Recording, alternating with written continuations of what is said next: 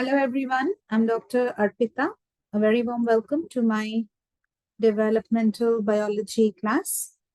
The topic for today's discussion is anterior posterior axis formation in Drosophila or fruit fly. See, this is a very important topic from your developmental biology portion. Now, if you have a clear concept about the genes, especially the three groups of genes that are there in Drosophila and are known to play a very important role in their development, then it will really be very easy for you to grasp the entire topic. So here we will quickly revise anterior posterior axis formation in Drosophila. Okay.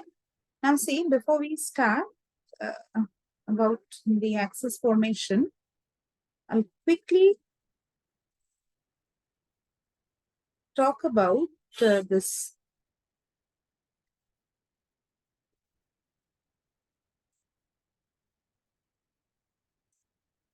I'll quickly talk about the three groups of genes in Drosophila development. Okay, you already know this, but still, just for your revision.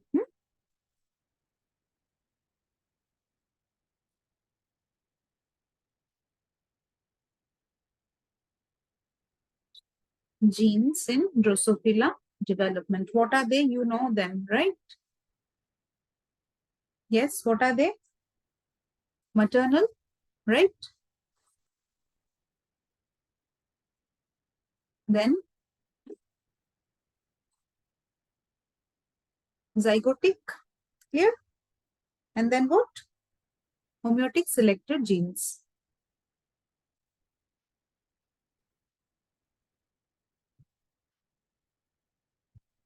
Homeotic selector genes. Right, see now in these, in maternal genes, you'd have bicoid, hunchback, nanos, caudal, all these, right? Bicoid,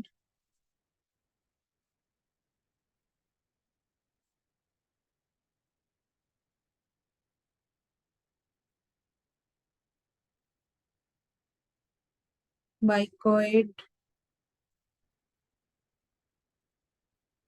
hunchback, nanos, caudal, all these you have, right? These zygotic genes, just rewriting it here. Zygotic genes are also known as segmentation genes, right?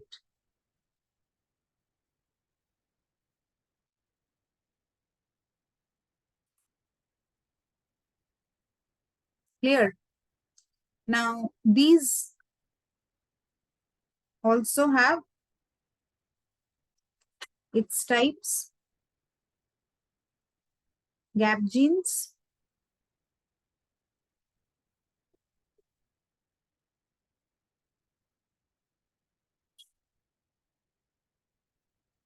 pair rule genes, and what else?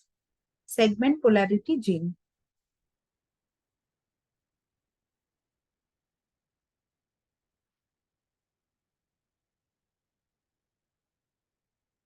Segment polarity genes. Okay. And in this homeotic selector, you all know this, right? What are they? Labial. Then you have antennapedia, correct? Yes or no?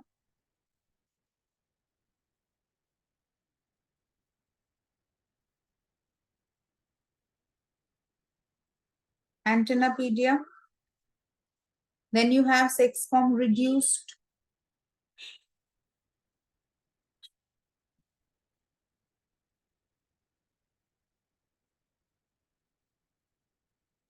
Then you have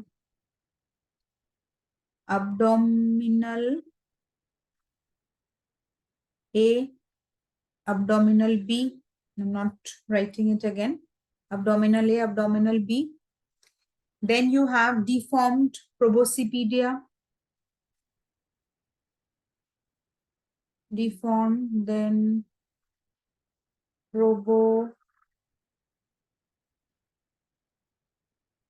proboscipedia. Then you have the last one is ultra bithorax. Ultra bithorax. Right? So these little ideas you already have. Right? Now see these gap genes, all these things also have their different names, different types. If I start discussing all those things, it will really be a very long video. So I am not discussing all those stuff right at the moment. All these things I hope you know, isn't it? If you don't know, please brush up your previous knowledge, whatever you have, then only you'll be able to understand this nicely and then preserve it in your head at least until the exam. Gap genes, you know, I guess, the giant, then have been hunchback, nerves, this one. These gap genes I'm talking about, Cripple, tailless, all these things you know, isn't it? So please keep yourself aware of these names and all those stuff. And then you must be thinking, what is this picture doing here? This is an important one. You must know. Actually, this is the order of regulation. The maternal coordinate genes say regulate the gap genes regulate the pair rule genes, the pair rule genes regulate the segment polarity genes. Fine. Okay, now we'll straight away come to the topic of our discussion today, that is anterior posterior axis formation in Drosophila. See,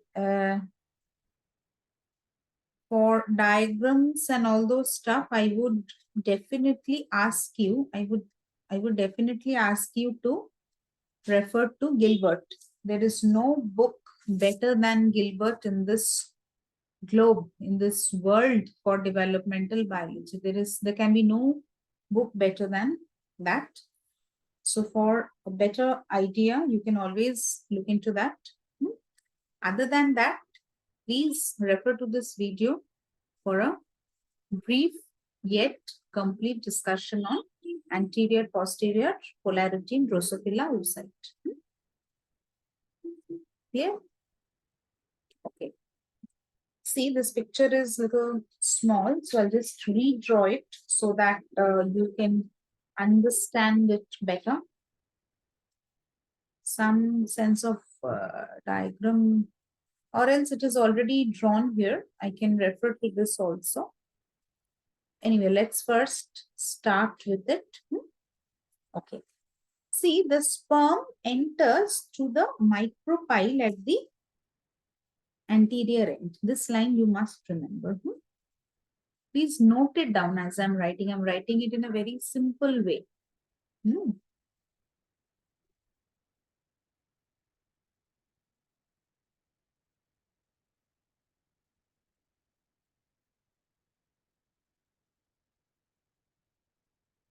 Sperm enters through micropyle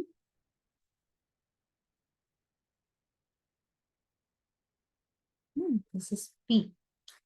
Micropyle at the anterior end, right? Micropyle at the anterior end. Fine. This is clear. Nothing much to understand here. Now we'll talk about the axis specification. I'm just writing AP for anterior posterior axis. Please don't write like this. Use the proper words. See, AP axis is specified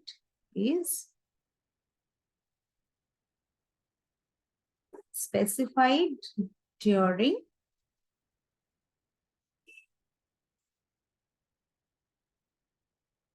oogenesis. Clear? Next, what happens? See, the oocyte moves to posterior region of the egg chamber. See. Next, what happens? The oocyte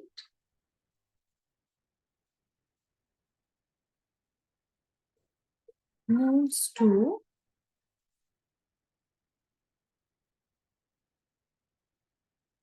posterior region of the egg chamber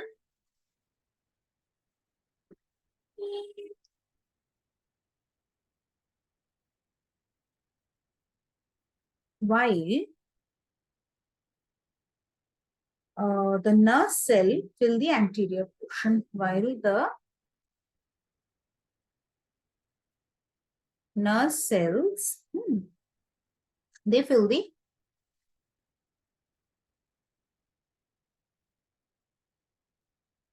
anterior portion. So what is the idea here? First point is what? See, first point is what? Anterior posterior axis is specified during which time? During oogenesis. Then what happens? The oocyte is moving to the posterior region. Mind it, oocyte is moving towards the posterior region of the egg chamber, while the nerve cell fills up the anterior portion of the chamber. Correct? If you refer to the picture, you see this. See. Here, it is not yet specified, but it's written here for you to understand better. This is the anterior side. Huh? See, this part is the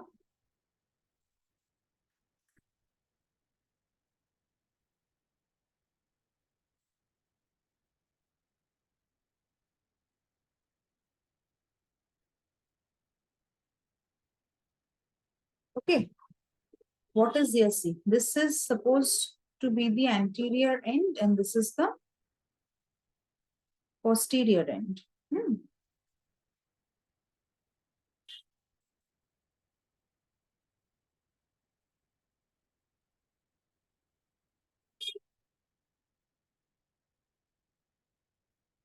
You have the uncommitted polar, you have these follicle cells here.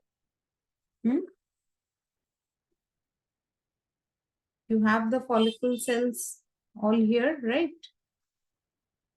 Now, these follicle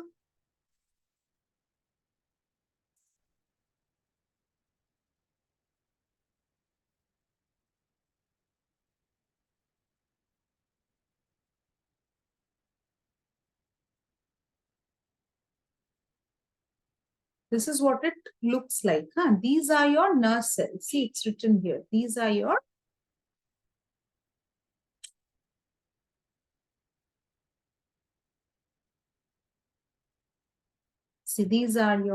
you have the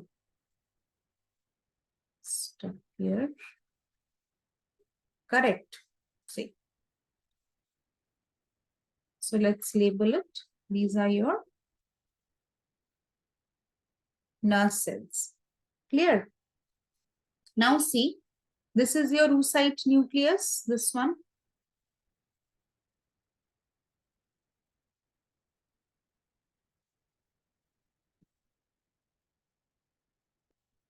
This is your oocyte nucleus, correct? And you see now, this nucleus is your oocyte nucleus. Huh? Now see, these oocyte nucleus is here at the posterior region, and these are terminal follicle cells.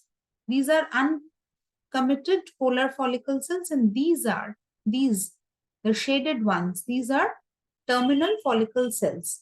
Okay, now these terminal follicle cells have torpedo receptors. Correct? These terminal follicle cells, they have structures like this. These are torpedo receptors. Fine. Now we'll refer to these diagram each time we speak about all these things. Clear? Next step, what happens? See, so where did we stop here? we have talked about the oocyte moving to the posterior region of the egg chamber, while the nerve cells which are there, they fill up the anterior portion, correct? Now, after that, what's happening? The oocyte nucleus moves towards a terminal follicle cell. What happens next?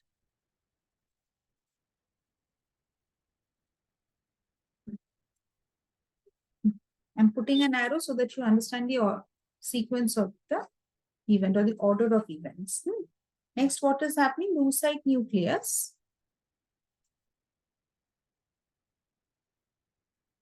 The oocyte nucleus moves towards the terminal. The oocyte nucleus moves towards the terminal follicle cell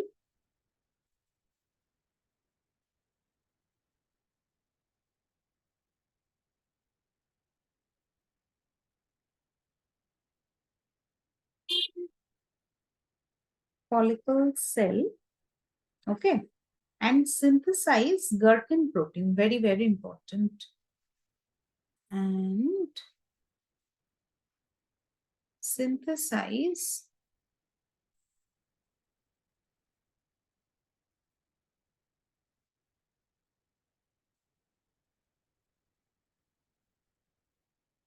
Gherkin protein.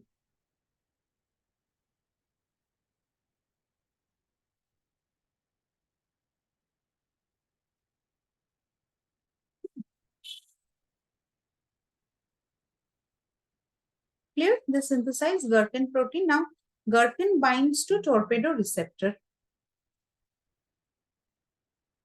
Gherkin binds to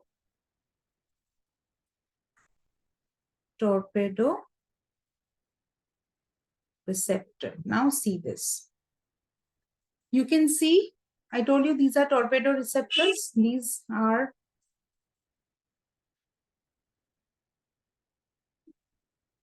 torpedo receptors. Now I'll change the color so that you understand better.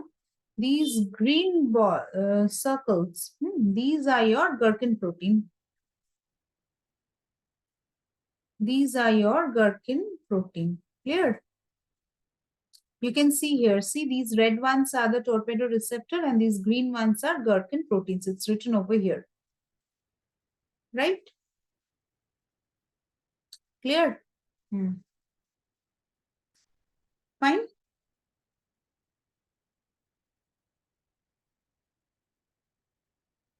So Gherkin binds to torpedo receptor on follicle cells or on terminal follicle cells. Next event is what? The terminal follicle cells, the terminal follicle cells differentiate into posterior follicle cell,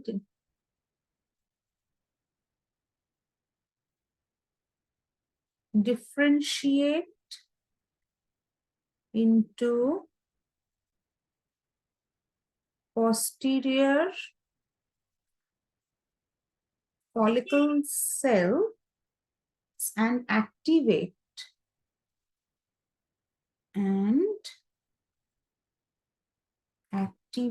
what will they activate? Protein kinase A. So this is their function. They're activating protein kinase A. Now what will this do? This protein kinase A orients the microtubule. Pay attention. This protein kinase A orients the microtubule in such a way, it orients the microtubule in such a way that the growing end is at the posterior posterior part, on the posterior side. So if I write it, Sorry.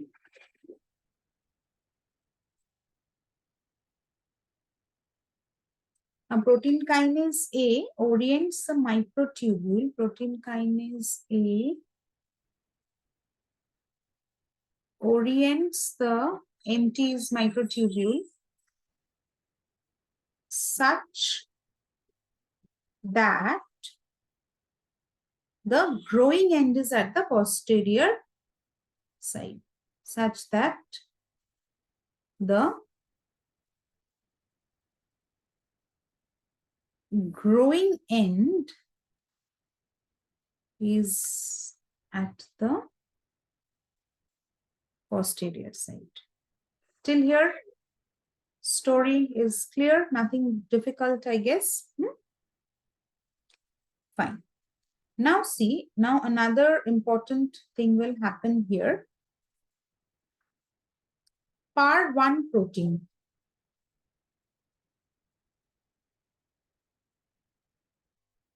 PAR1 protein, what does it do? It localizes to the cortical cytoplasm. PAR1 protein localizes to the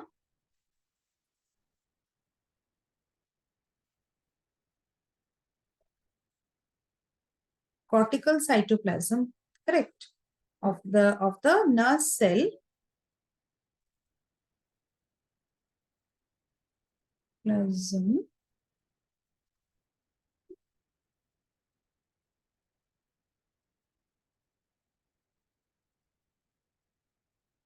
of the nurse cells and to posterior pole of oocyte and to posterior pole of oocyte. So where is this PAR1 protein localizing? It is going to the cortical cytoplasm of the nerve cells and to the posterior pole of the oocyte. Clear? Next, what is happening? Stauffin. This is another protein. STAU. See, you will see a lot of protein here. Don't get confused. Each of them have got a separate function. But, you know, they work in association with one another. But their function is different. So please don't get confused. Huh? Each new name you try to connect with their function, their localization, all these things. And only you will remain familiar with this every time. So Stauffin protein mark the posterior pole. Stauffin protein mark the posterior pole. Correct? Next event is what? Bicoid message. This one. This one. Bicoid message. This.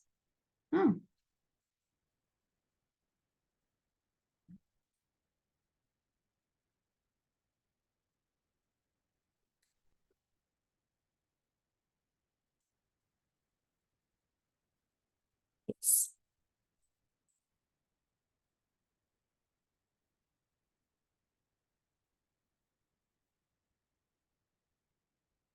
Bicoid message. Bicoid message is manufactured by what? Which one? Which cells? You must know. Bicoid message is manufactured by the nerve cells. Clear? Bicoid message binds to dynein. Binds to dynein, okay, and moves to the non-growing end and moves to the non-growing end. Non-growing end means what? Plus or minus? Yes, minus. Non-growing end of the microtubule. Non-growing end of the microtubule means what? That is the anterior end. Yes or no? Next, what is happening? Oscar, a new name comes in. Oscar. Oscar mRNA. Now, Oscar mRNA in association. See, Oscar mRNA is in association. Association with what? Oscar mRNA, now you follow this diagram also, is in association with kinesin 1.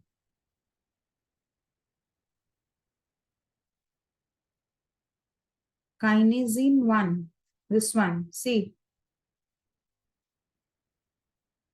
Okay, Oscar mRNA in association with kinesin 1, what is it now doing? It is already in association with kinesin 1. Now it will do what?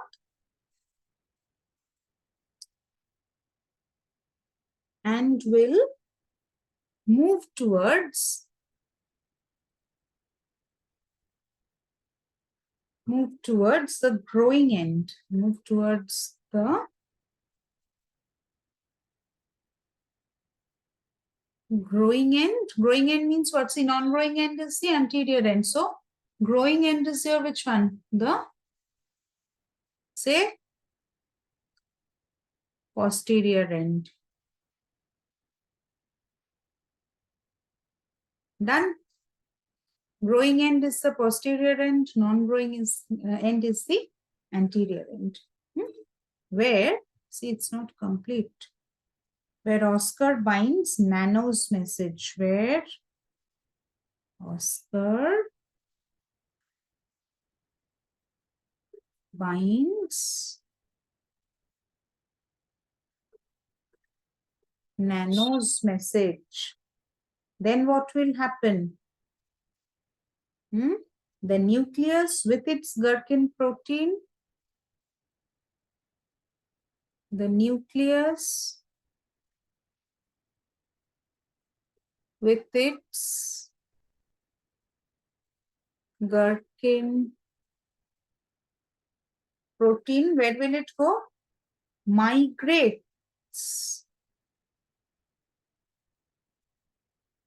Migrates along the microtubules, migrates along the microtubules, including the adjacent follicle cells,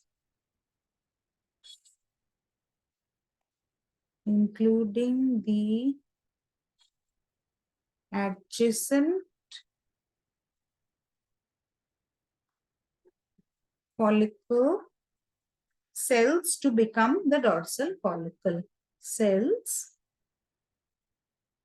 It induces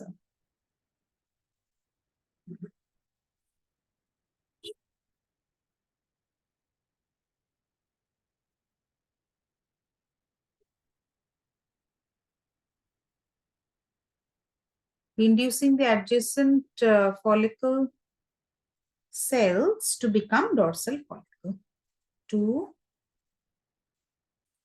become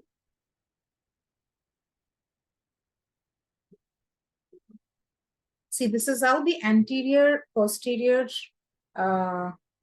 axis is determined. And now if you see this diagram, you will see these are the oocyte mRNAs, right? The bicoid mRNA, caudal, nanos, hunchback. See, these four names we had studied here, I've written here. See, bicoid, hunchback, nanos, caudal. You have these here. Now, when these gets translated, correct. Now, these proteins in the early cleavage, these are early cleavage embryo proteins. After getting translated, see, they form a gradient.